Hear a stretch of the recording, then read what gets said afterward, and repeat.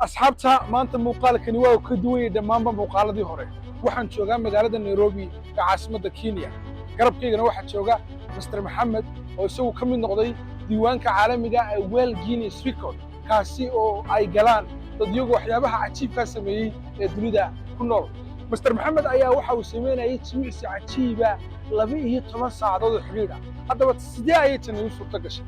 ila soco si uu uga guulaysto xanuun khatar ah kaasoo haleelay noloshiisa sanado badan ayaa waxay sababtay inuu bilaabo jimicsi aan kala joogsi lahayn waxna taasi ay badbaadisay noloshiisa ugu dambayn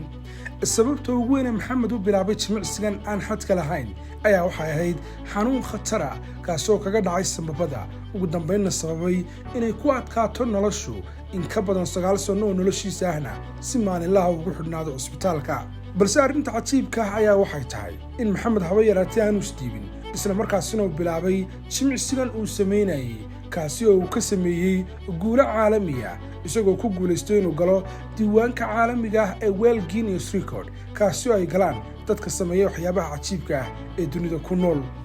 Maxamed ayaa sameynayay 12 saacadood oo xiriir ah mid ka mid ah noocyada kala duwan ee jimicsiga ee push-up-ka loo yaqaano waana taa u saamaxday inuu ku biiro diiwaanka World Guinness Record dhanka kale Maxamed ayaa sheegay inay ku qaadatay sanado badan si uu u xidho rikoodhkan guud ahaan dunida fariintan ayaa waxa uu la wadaagay dhammaan dhalinyarada jecel inay noloshooda isbeddel weyn ka sameeyaan hadda waxaa la gaadhay waqtigii aad kor u qaadi lahayd caafimaadkaaga adigoo sameynaya jimicsi aad u wanaagsan kula ilaalinaya naftaada cuntooyinka wanaagsan ee kala duwan waxaana ay taasi sababi kartaa in aad ku noolaato noloshaad rabto ayaa uu yidhi Maxamed ayaa waxa uu ka soo jeedaa dalka Mauritius oo ah jasiirad ku taala qaaradda Afrika waxaan ku kulannay magaalada Nairobi ee caasimadda Kenya oo maalmaha soo socda aan idinka soo diyaarin doona barnaamijyo xiiso leh muuqaalkii ayuu shaway maanta intaas ayuu noogu eegay asxaabta muuqaalkana waxaanu ka baran karnaa inay mar walba muhiim tahay inaad samayso jimicsi meel kasta oo caalamka ka joogto